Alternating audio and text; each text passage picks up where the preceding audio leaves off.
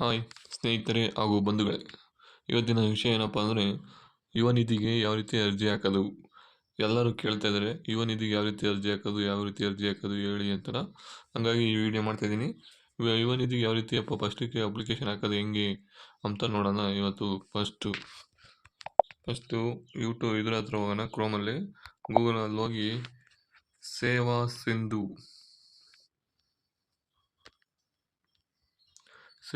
ಪೋರ್ಟಲಲ್ಲಿ ಹೋಗೋಣ. ಇಲ್ಲಿಗೆಲ್ಲ ಸೇವಾ ಸಿಂಧು 1 ಅಂತನ, ಅದ್ರ ಮೇಲೆ ಕ್ಲಿಕ್ ಮಾಡೋಣ. ಇದ್ರ ಮೇಲೆ ಕ್ಲಿಕ್ ಮಾಡಿದಾಗ ಈ ಥರ ಲಾಗಿನ್ ಪೇಜ್ ಓಪನ್ ಆಗುತ್ತೆ. ಲಾಗಿನ್ ಪೇಜ್ ಓಪನ್ ಆದಾಗ ನೀವು ಹೊಸದಾಗಿ ರಿಜಿಸ್ಟ್ರೇಷನ್ ಮಾಡೋಂಗಿದ್ರೆ ಇಲ್ಲಿ ನ್ಯೂ ಯೂಸರ್ ಅಂತ ಕ್ಲಿಕ್ ಮಾಡ್ಕೊಳ್ಳಿ. ಇಲ್ಲಿ ನ್ಯೂ ಯೂಸರ್ ಅಂತ ಕ್ಲಿಕ್ ಮಾಡ್ಕೊಂಡು ನಿಮ್ಮ ಆಧಾರ್ ಕೇಳುತ್ತೆ, ನಿಮ್ಮ ಆಧಾರ್ ಕಾರ್ಡ್ ಹಾಕಿ ಮತ್ತು ಇಲ್ಲಿ ಕ್ಯಾಪ್ಚರ್ ಹಾಕಿ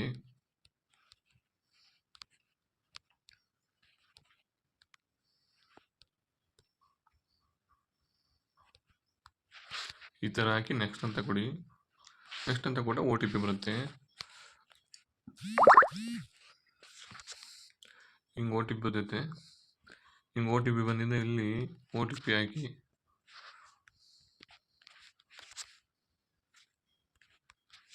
ಈ ಥರ ಕಂಟಿನ್ಯೂ ಅಂತ ಕೊಡಿ. ಕಂಟಿನ್ಯೂ ಕೊಟ್ಟಾಗ ಕಂಟಿನ್ಯೂ ಓಪನ್ ಆಗುತ್ತೆ. ಈ ಥರ ಬಂದಾಗ ಅಲೋ ಅಂತ ಕೊಡಿ.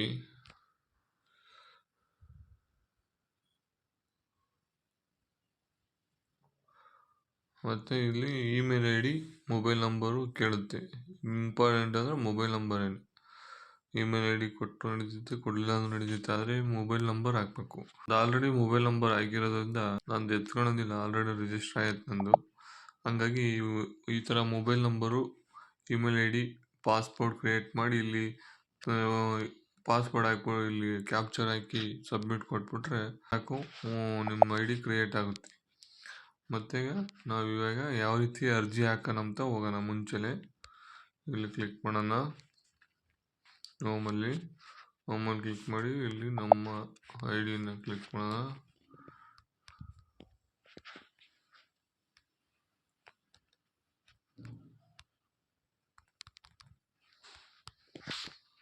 ಕ್ಲಿಕ್ ಮಾಡಿ ಇಲ್ಲಿ ನಮ್ಮದು ಪಾಸ್ವರ್ಡ್ ಕ್ರಿಯೇಟ್ ಮಾಡಿದ್ದೀವಿ. ಪಾಸ್ವರ್ಡ್ ಹಾಕಿದ್ಮೇಲೆ ಇಲ್ಲಿ ಕ್ಯಾಪ್ಚರ್ ಹಾಕೋಣ. ಕ್ಯಾಪ್ಚರ್ ಹಾಕೋಣ.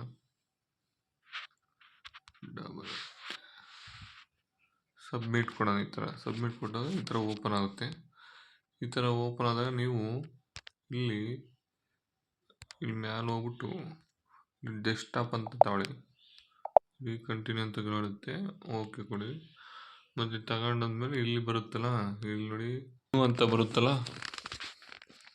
ಅಲ್ಲಿಗೆ ಕ್ಲಿಕ್ ಮಾಡಿ.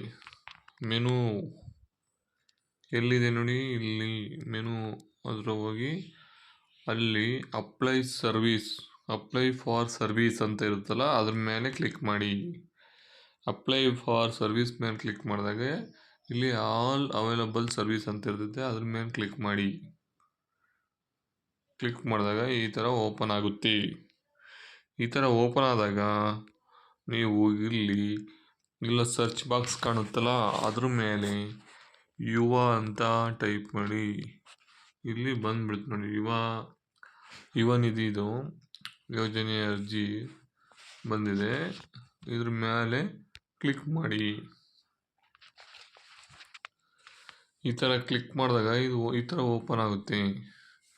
ಈ ಥರ ಓಪನ್ ಆದಾಗ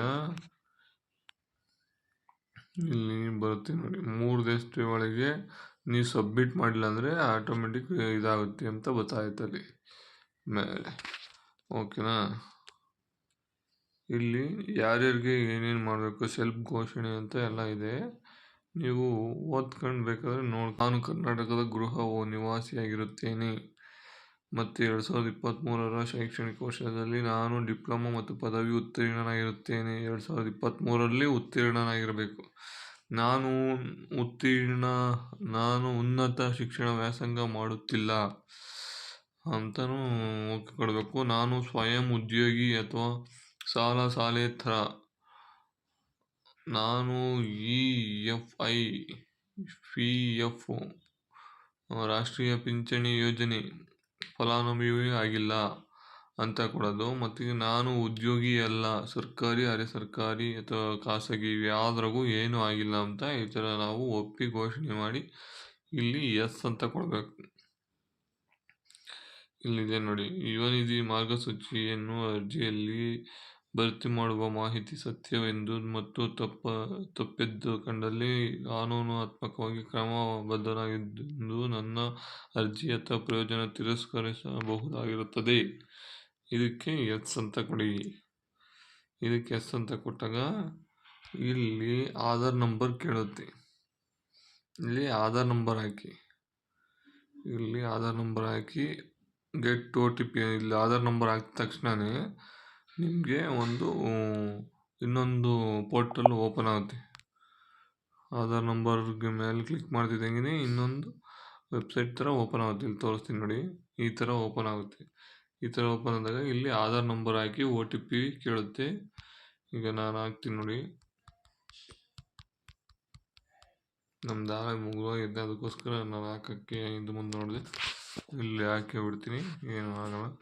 ಟ್ರಯಲ್ ತೋರಿಸ್ತಾ ಇದ್ದೀನಿ ಅಷ್ಟೇ. ಏನು ಅಪ್ಲಿಕೇಶನ್ ಹಾಕ್ತೀನಿ, ಇದು ಬಂದಾಗ ಸಲ್ಲಿಸು ಅಂತ ಕೊಡೋದು. ಕೊಟ್ಟಾಗ ಕ್ಲಿಕ್ ಅಂತ ಕ್ಲಿಕ್ ಮಾಡಿ. ಕ್ಲಿಕ್ ಮಾಡಿದಾಗ ಇಲ್ಲಿ ಆಧಾರ್ ವಿವರ ಅಂತ ಕೊಡ್ತೀನಿ. ಹಿಂಗೆ ಫುಲ್ ಡೀಟೇಲ್ಸ್ ನನ್ನ ಫೋಟೋ ಸಮೇತ ಬಂದ್ಬಿಡ್ತೈತೆ.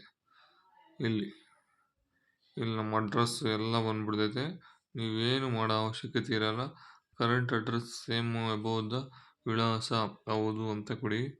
ಇಲ್ಲಿ ಕಾಣುತ್ತಲ್ಲ, ಅಲ್ಲಿ ಎಸ್ ಅಂತ ಕೊಡ್ತಿದ್ದಂಗೆ ಅದು ಎತ್ಕೊಳುತ್ತೆ. ಮತ್ತೀಗ ಅರ್ಜಿದಾರರ ಜಿಲ್ಲೆಯ ಹೆಸರು, ಅರ್ಜಿ ಯಾವ ತಾಲೂಕು ನಿಮ್ಮದು, ಯಾವ ಡಿಸ್ಟಿಕ್ ಅಂತ ಇರುತ್ತಲ್ಲ ಆ ಡಿಸ್ಟಿಕ್ ತೊಗೊಳ್ಳಿ. ನಮ್ಮದು ತುಮಕೂರು.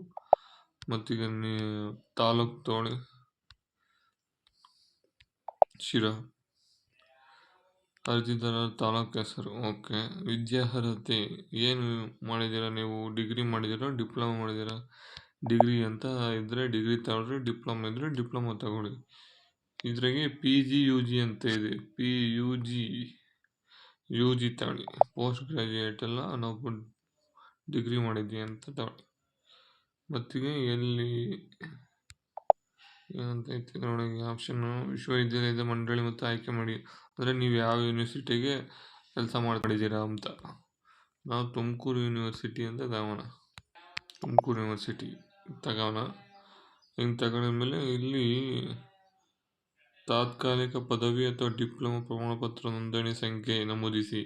ಇಲ್ಲಿ ನಿಮ್ಮ ನೋಂದಣಿ ಸಂಖ್ಯೆ ಹಾಕಬೇಕು. ಅಂದರೆ ಡಿಗ್ರಿ ಪಾಸ್ ಆಗಿರ್ತೀರಲ್ಲ, ಅದು ಕಾನ್ವೊಕೇಶನ್ ನಂಬರ್ ಇದ್ದರೆ ಕಾನ್ವೊಕೇಶನ್ ನಂಬರ್ ಹಾಕಿ. ಈಗ ಅಭ್ಯರ್ಥಿಯು ಹೆಸರು ಮತ್ತು ಅಂಕಪಟ್ಟಿಯಲ್ಲಿರದಂತೆ, ಅಂದರೆ ಇಲ್ಲಿ ಕಾನ್ವೊಕೇಶನ್ ನಂಬರ್ ಹಾಕ್ತಿದ್ದಂಗೆ ನಿಮ್ಮ ಫುಲ್ ಡೀಟೇಲ್ಸ್ ಇಲ್ಲಿ ಪ್ಲಗ್ ಆಗುತ್ತೆ.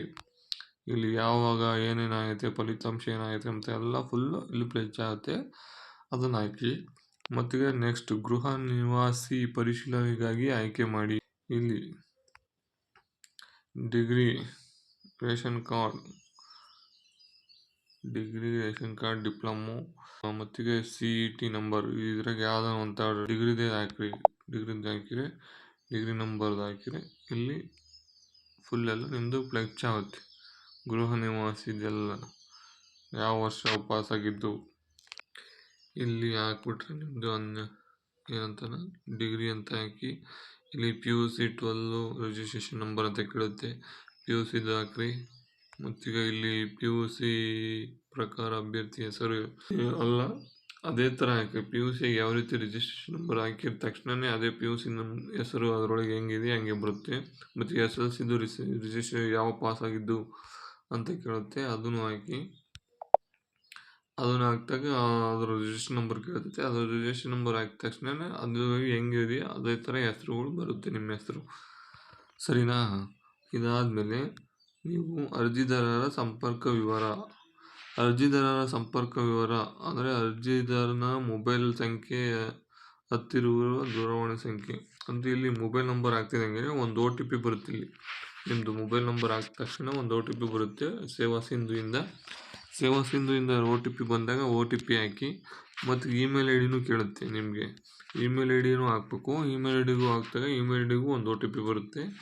OTP ಹಾಕಿ ಮತ್ತು ಇಲ್ಲಿ select the caste and category, ಗುಂಪು ಯಾವ ಕ್ಯಾಸ್ಟಿಗೆ ಸೇರ್ತೀರಾ ಅಂತ ಕೇಳುತ್ತೆ. ನಿಮ್ದು ಯಾವ ಕ್ಯಾಸ್ಟಿಗೆ ಸೇರಿರುತ್ತೆ ಆ ಕ್ಯಾಸ್ಟಿಗೆ ಸೆಲೆಕ್ಟ್ ಮಾಡ್ಕೊಂಡು ಇಲ್ಲಿ ನೀವು ಅಂಗವಿಕಲತೆ ಇದೆಯೇ ಇಲ್ಲ ಇದ್ದರೆ ಹೌದು ಅಂತ ಕೊಡ್ರಿ. ಹೌದು ಅಂತ ಕೊಟ್ಟರೆ ನಿಮ್ಮದು ಇದು UID ನಂಬರ್ ಬೇಕಾಗುತ್ತೆ. ಇಲ್ಲ ಅಂತ ಅಂದರೆ ಏನು ಕೇಳೋದಿಲ್ಲ, ಮೂವ್ ಮಾಡೋದಷ್ಟೇ. ಇಲ್ಲಿ ಇರೋ ಕ್ಯಾಪ್ಚರನ್ನು ಹಾಕಿ ಇಲ್ಲಿ ಸಬ್ಮಿಟ್ ಅಂತ ಕೊಡ್ತೀನಿ. ಅವಾಗ ಒಂದು ಪ್ರಿವ್ಯೂ ಬರುತ್ತೆ, ನಿಮ್ಮದು ಎಲ್ಲ ಪ್ರಿವ್ಯೂ ಬರುತ್ತೆ. ಆ ಪ್ರಿವ್ಯೂ ನೋಡ್ಕೊಂಡು ಆಮೇಲೆ ತಿರ್ಗಾ ಎಲ್ಲ ಕರೆಕ್ಟ್ ಇದೆಯಾ ಇಲ್ವೋ ಅಂತ ಚೆಕ್ ಮಾಡ್ಕೊಂಡು ಆಮೇಲೆ ಸಬ್ಮಿಟ್ ಕೊಡಿ. ಆವಾಗ ಅದು ಕರೆಕ್ಟ್ ಇದ್ದರೆ ಅವರು ನಿಮಗೆ ಒಂದು ವಾರದೊಳಗೆ ಅಥವಾ 15 ದಿವಸದೊಳಗೆ ಅಪ್ರೂವಲ್ ಅಂತ ಬರುತ್ತೆ. ಇಲ್ಲ ಕರೆಕ್ಟ್ ಇಲ್ಲ ಅಂದರೆ ನಿಮಗೆ ಫೋನ್ ಮಾಡ್ತಾರೆ ಅವರು, ಯಾರು ಯುವ ನಿಧಿ ಯೋಜನೆಯವರು. ಆ ಯೋಜನೆಯ ಅನುಕೂಲನ ತಿಳ್ಕೊಳ್ರಿ. ಈ ಮಾಹಿತಿ ನಿಮಗೆ ಇಷ್ಟ ಆಗುತ್ತೆ ಅನ್ಕೊಂತೀನಿ. ಇಷ್ಟ ಆದರೆ ಲೈಕ್ ಮಾಡಿ, ಶೇರ್ ಮಾಡಿ ಮತ್ತು ಸಬ್ಸ್ಕ್ರೈಬ್ ಆಗೋದಂತೂ ಮರಿಬೇಡ್ರಿ. ನೀವು ಮತ್ತು ನಿಮ್ಮ ಸಂಬಂಧಿಕರು, ಸ್ನೇಹಿತರಿಗೆಲ್ಲ ಸಬ್ಸ್ಕ್ರೈಬ್ ಮಾಡಿಸಿ. Thank you all. ಈ ವಿಷಯ ಎಲ್ಲ ಕಡೆ ಶೇರ್ ಮಾಡಿ. ಅರ್ಜಿ ಹಾಕಿದ ಮೇಲೆ ಸ್ಟೇಟಸ್ ಚೆಕ್ ಮಾಡೋದು ಹೆಂಗೆ ಅಂತ ಮುಂದಿನ ವಿಡಿಯೋದಲ್ಲಿ ತಿಳಿಸ್ಕೊಡ್ತೀನಿ.